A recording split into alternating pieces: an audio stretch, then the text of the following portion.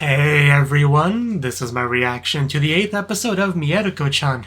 And last episode, the great thing about it was the fact that we actually got to go on an adventure with Yuria. She's kind of a late friend in the series, so kind of have some time to catch up on, time to make up for, right?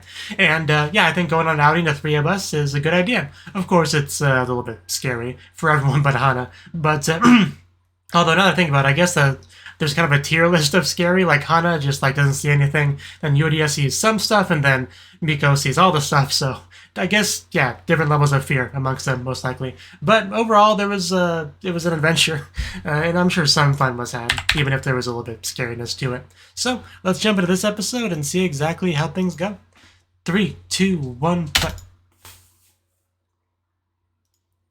Luckily, I did not mess it up that time.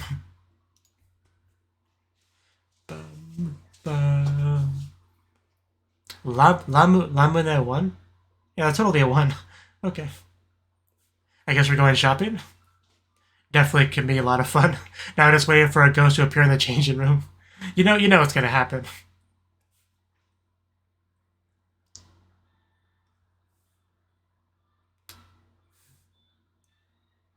Koala shirt. Well, that's your opinion.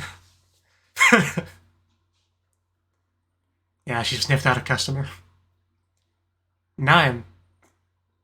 I almost expected her to be directed towards number 4.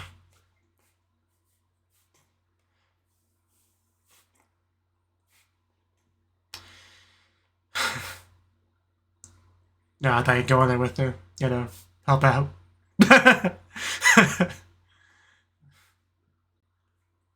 So, we'll see. Yeah, there it is. I guess it was already occupied.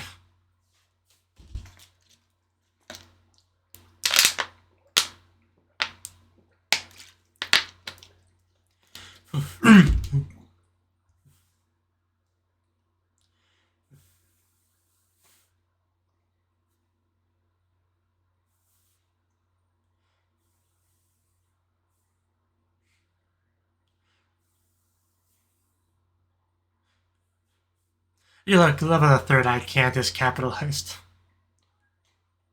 To really get the point across.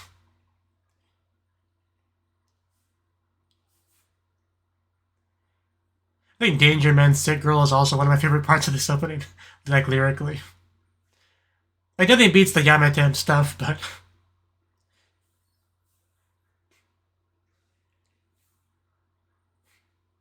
I really do love this opening. Like the lyrics especially just like grow on me the more I pay attention to them, you know?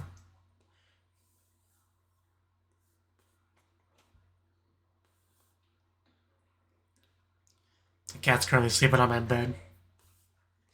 Yamete.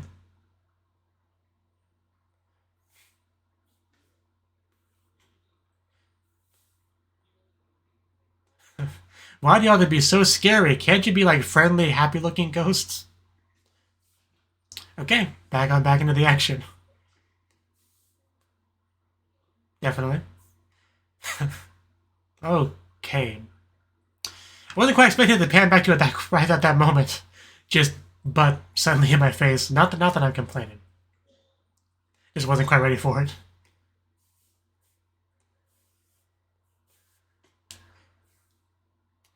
I'm not ready yet. Girls take a while to get ready, okay. You get yourself like a Nintendo Switch, keep yourself busy. Well, Nea-chan's busy. I mean, as soon as I saw the line on the subs, I knew more or less she was gonna notice. Oh. I was gonna comment on the bite out of the head. Like, that really does make it especially disturbing.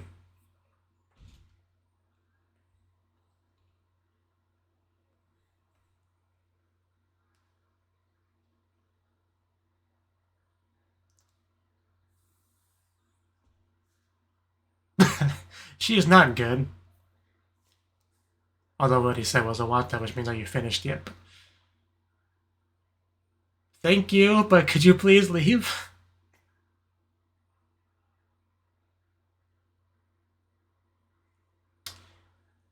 man, when she's just that close, it's just the personal space invasion. It's really still not the creepiest clothing sales lady I've seen though. Yeah, I don't think we're gonna change anymore. And she is really enjoying these two. The eyes are pretty bad too. Just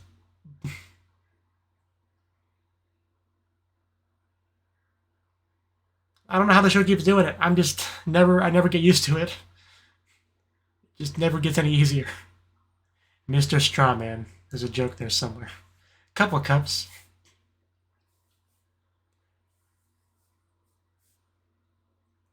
Did you find a good shirt? Noko Gire? I don't know what that is. I had no idea what's going on with that shirt.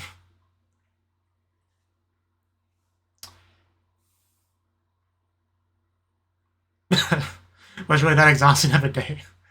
Fair enough.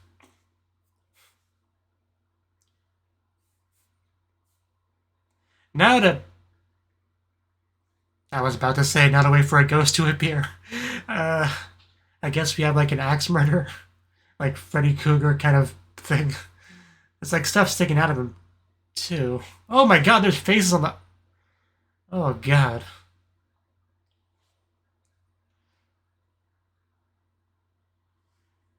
This one, I don't know if it's worse or better than the last one, but it's similar tier. Like doesn't have that creepy smile going for it, but it's got a lot of other things going for it.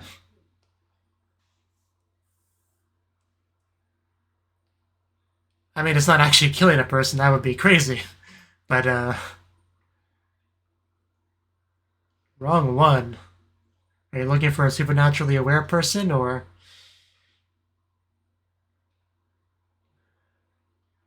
I mean, because she pretends not to see them.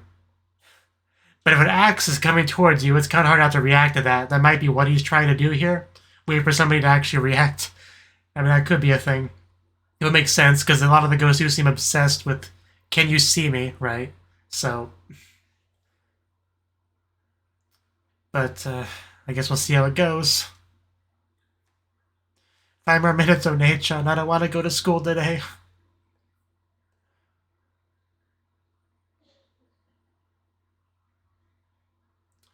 Its vision is based on movement.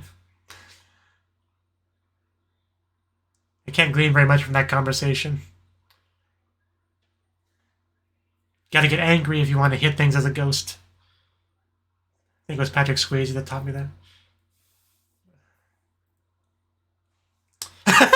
That the face.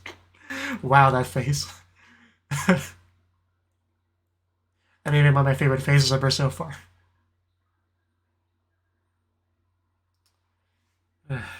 Hopefully we get to our stop soon. Yeah, but he said, like, wrong one or something, so if it's the right one, something might happen. Whatever that means, to be the right one. Oh god, it's wiggling. Why does it have to wiggle? Maybe you should pretend to be asleep. That would probably be the best option, honestly. Assuming nothing would physically happen. Well, you shouldn't smoke while you sleep.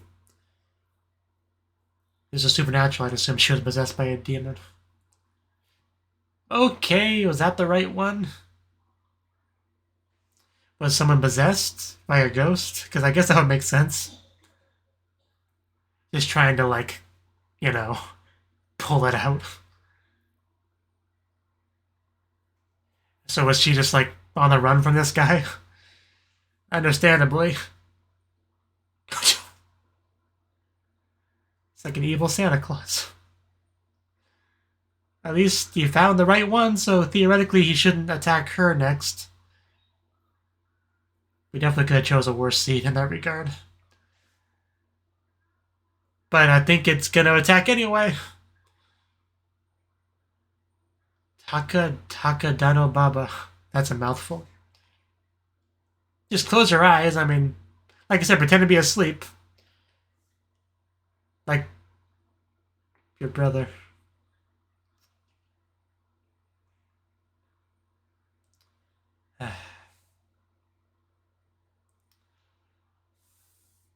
Are we okay? Do you have a splitting headache? I'm sorry, I had to say it. Yeah, I couldn't do that. I mean, if she was able to just keep it cool the whole time, which I assume she was, damn.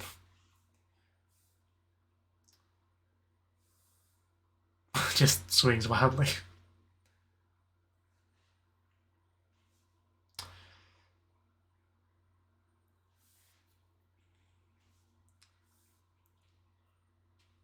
What a fun train ride. Funny thing is, even if the brother was awake, he would have reacted no differently. Like, it would have been the same. He wouldn't have seen any of that. That's what I mean. So I can move if I have to.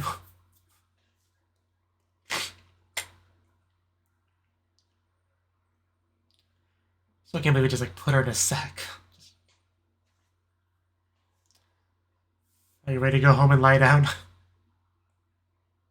I don't care, we're getting off, boy. We can find a better train. Maybe a taxi. Just walk if we have to.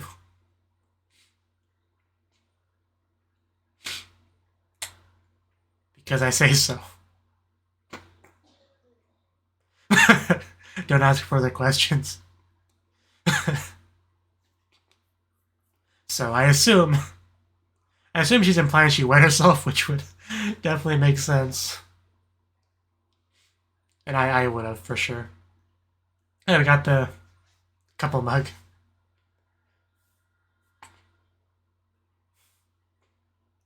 Yeah.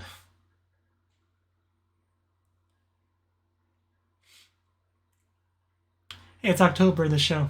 It's November in real life. Funny how that works. Time clearly moves more slowly in that universe. And we're only halfway through the episode. I've already felt so stressed out just from the first half. She next to a belly? Like a pregnant belly? Yeah, she is. I was half joking. Okay. Okay. Wrigley makes like a monster. It's really not.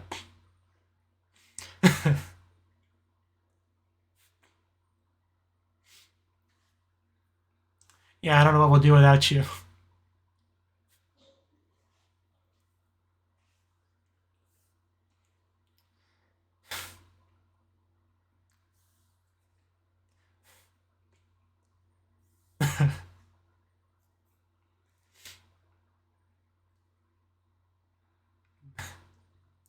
I mean, changing diapers is not exactly pleasant.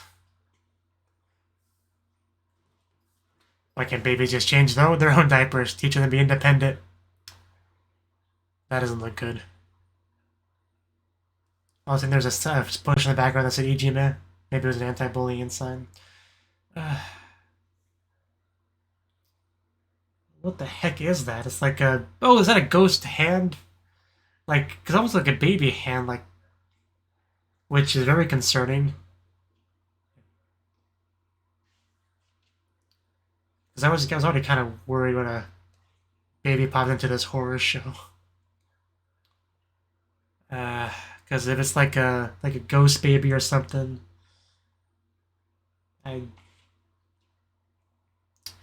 don't do it.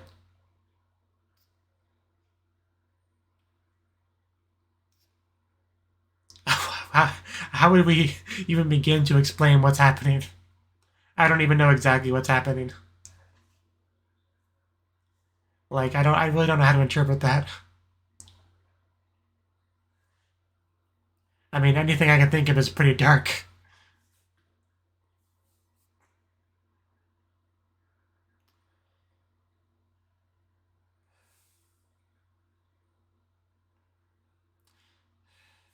Yeah, I mean,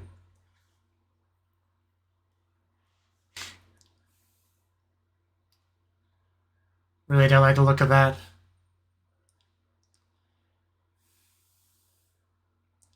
What do we tell her? Do your best.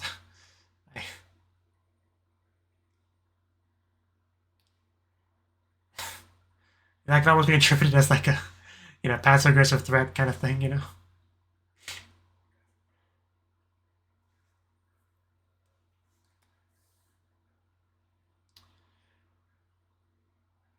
Yeah, how is Tensei supposed to take this sudden, like, warning slash concern?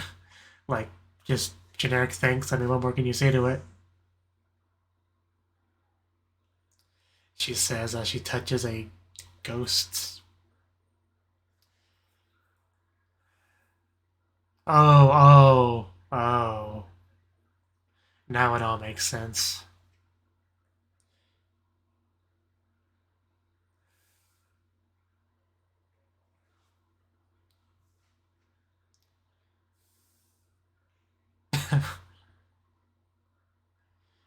Sure, you'll appreciate it.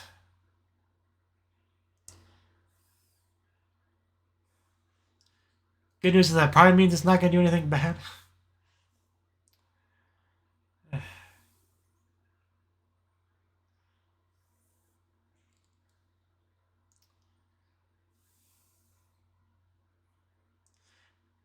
Man, the tone shifts of this show are kind of crazy. Oh, Hana.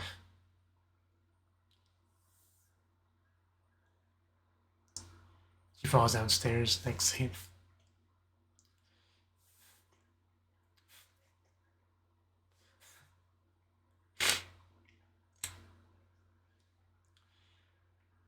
How much time do we have left? Not a whole lot, but enough for something to happen.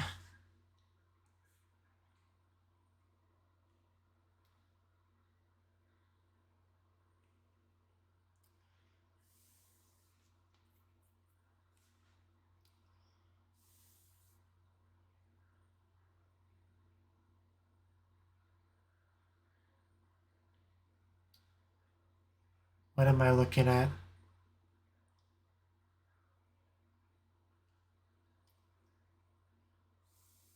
Just keep walking. Like, it looked almost like there was like blades or something sticking out of it. Like, I don't know.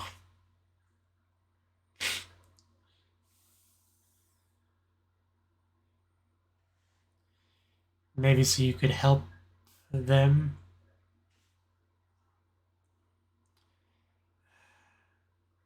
If you want help, you should articulate specifically what the issue is. Like, are you stuck? Do you need to pry you off?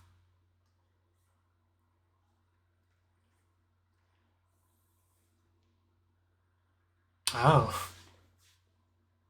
Having some change in attitude. That's definitely some interesting character development. Maybe instead of ignoring them, try to help the ones that seem worthy of the help. The non-super duper scary ones. The ones that don't like murder other ghosts or eat them. That's what I mean. Are we gonna start that now? Help this gentleman get himself a beverage? Should we do that?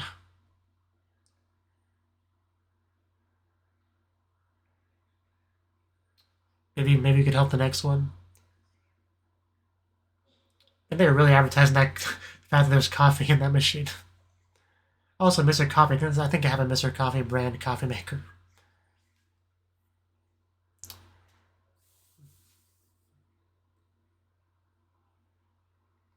Just get him the red bean soup, perhaps.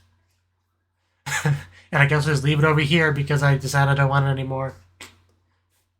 In case somebody else wants to grab it. Indirectly giving him something.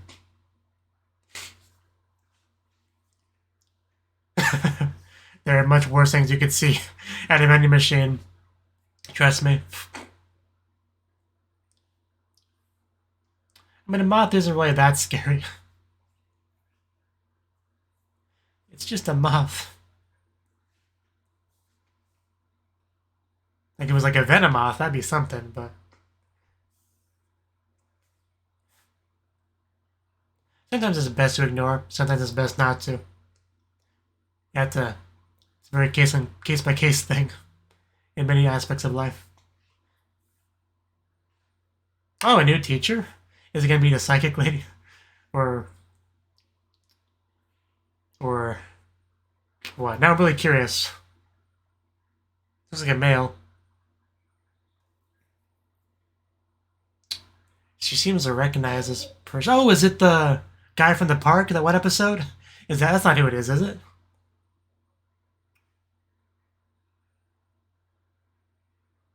Yeah, that's the same guy. Well, man, that's a problem. That is a problem. Don't do it. Don't start liking the new teacher, random students. That's how you end up in 5 garbage bags in the Gulf Stream.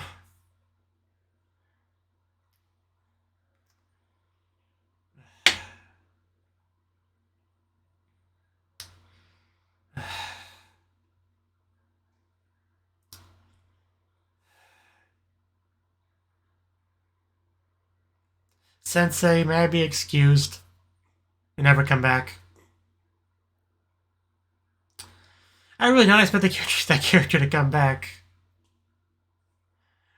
Because after we saw, like, from the neck, well, from collarbone down, I was starting to rack my brain wondering who it was. And then I saw Pana, or Miko, make very clear reaction to him. So my mind started to think, oh, it must be someone we know. We've seen before. But I think, well, we really haven't seen that many people, and the other people on the show, especially, like, males. And then I remember the scene where we're looking for the cat owner. Remember that guy? I was like, he fits that build perfectly. But it couldn't possibly be him, could it? And then it was him. It's not often Miko has a problem other than Ghost to deal with on the show. But there you go. It's kind of like how in those zombie shows, zombies at face value seem like the biggest problem, but in reality, other people in a post-apocalyptic world are more or less a equivalent level problem.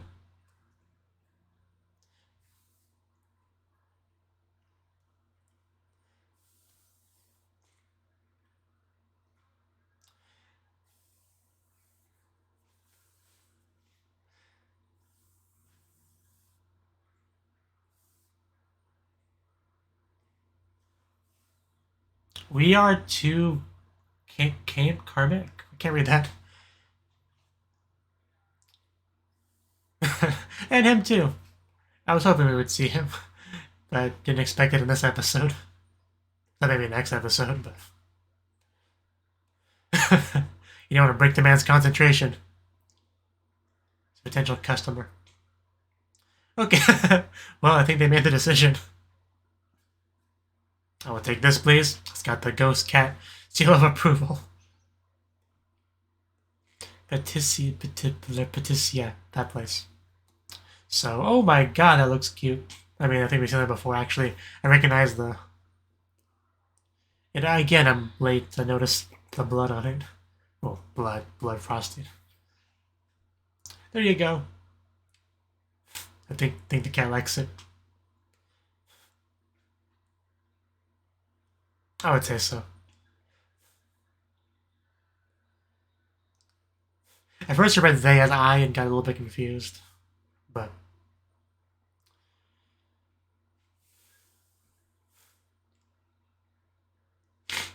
I'm pretty sure it's blood. I mean, I guess it can. It could just be berry juice.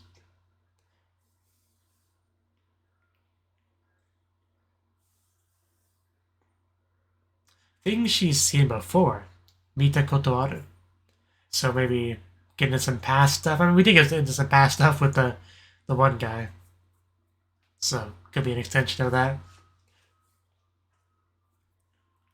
Okay. That was the 8th episode of Mieruko. And wow, this was definitely a pretty, what's the word for it? Packed episode. Like, it had a lot of stuff. A lot of terrifying stuff. A lot of scary stuff. A lot of just terrifying stuff. I mean, there was a little bit of other stuff with like the, you know, the baby and all that, but that first half was definitely all about the fear factor. We get some more quality time between our protagonist Miko and the little brother, who definitely do seem to get along pretty well, going shopping together and all that good stuff. I do have another one lady seemed to just really enjoy those two. Like pretty much everything they were doing. Some of her enjoyment was based off of like the false assumption and stuff like that.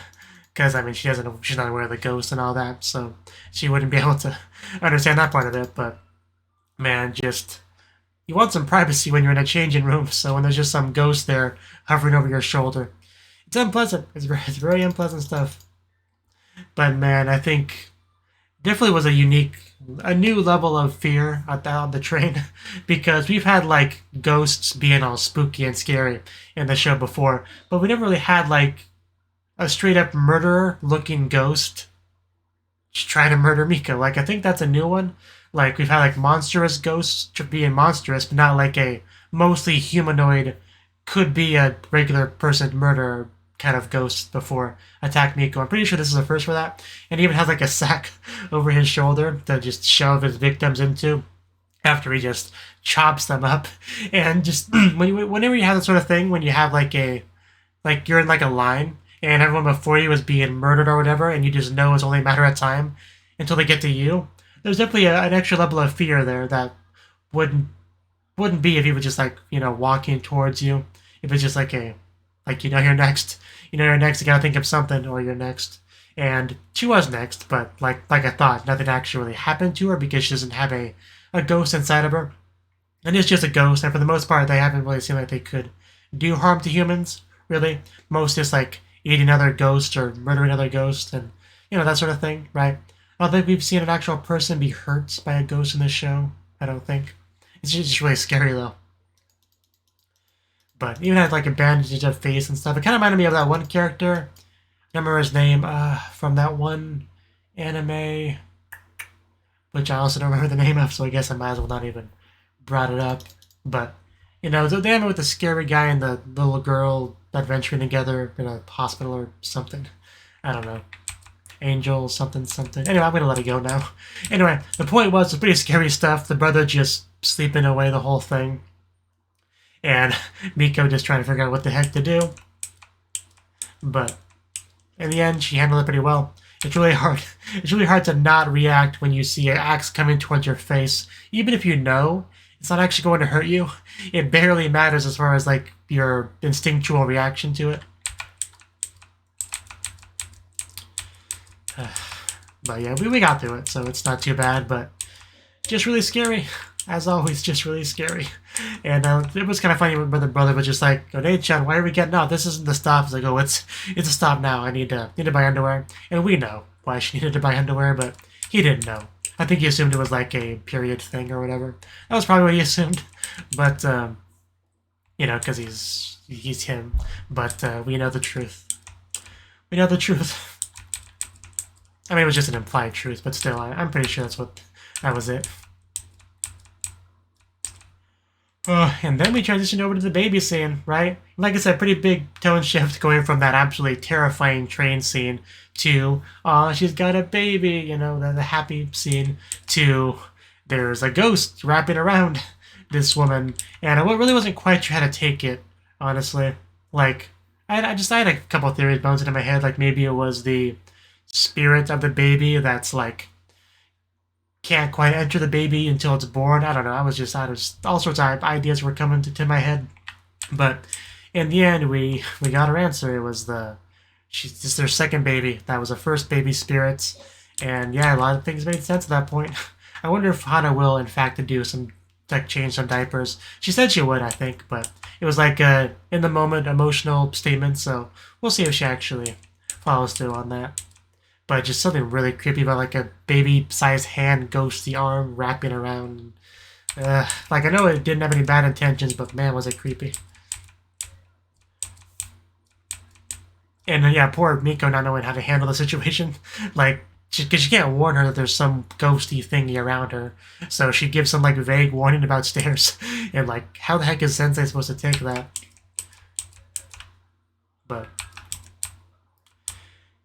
It was all good in the end. And then we had a scene of her talking about, how does she phrase it? I mean, she starts to question, like, why did she start to see these things, right? And what she should do. Because up until now, her response has been to ignore, avoid, just keep going, right? But in this scene, she started to, like, maybe think that maybe there could be a different way of handling it. Maybe you don't just ignore all ghosts. Maybe you could help some of them, right? I mean, technically she has done that, I think, to an extent. Like, there was a one scene where the one ghost was, like, saying the pin number or whatever. Like, she, you know, helped somewhat, right? So, there could be a thing where she does a bit more of that sort of thing. Tries to more actively be helpful, assuming the ghost isn't too creepy, too bloodthirsty, doesn't have too evil of an aura around it, right? But, I don't know. The point is she is starting to think about these things, how she wants to go about handling this stuff in the future. So it's good that she is starting to think about those things for sure. Because, I don't know if just avoiding is the best thing. Like, because all she does is just have to live her life with these terrifying ghosts just popping up, right? But a lot of them don't really seem like they're trying to harm her exactly. They just want to be seen, or they're like continuing what they were doing in life, whether it be their job or their like final regret, stuff like that. Right? Like, a lot of them aren't really hostile, so maybe if you just listen to them, try to help them a little bit, they would bother you less. I don't know. It's hard to say exactly how logical ghosts are, really. But, I don't know, just thinking out loud. I think that's all I really have to say on the episode, aside from the last scene, where our serial killer guy pops up. And, what was his name again? I think it was on the board at some point. Yeah, Zentono, right? Which is quite the name, really. And he just has this creepy red eyes that just stare at you. How do you not just take one look at this guy and think serial killer? Like, that's what I think when I see him. Although, to be fair, I have been rewatching Dexter on my own time, so I could watch the new season that came out, right? But that may have some influence on my way of thinking, but it is what it is. And the final scene, we get to see the nice one that actually was able to adopt the cat. He's doing fine. He's buying cakes, buying cat food, having anniversaries circled like several times, right? Good stuff. And next episode is gonna be an interesting one, because we now have Miko having to deal with the fact that this scary dude, this most likely murderous dude, is her teacher. And, like, what do you do about that?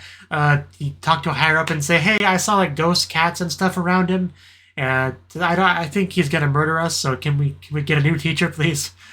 Principal, superintendent. I don't think that would work, but maybe she can come up with something a bit more creative, a bit more believable, hopefully. But yeah, good episode, definitely. It had a lot of what I enjoy about this show in it, so I would call it a good episode, one of the better ones for sure. So if you enjoyed this video, you know what to do: like button, subscribe, Patreon, all that good stuff. And I hope to see you in the next video. Until then, bye bye.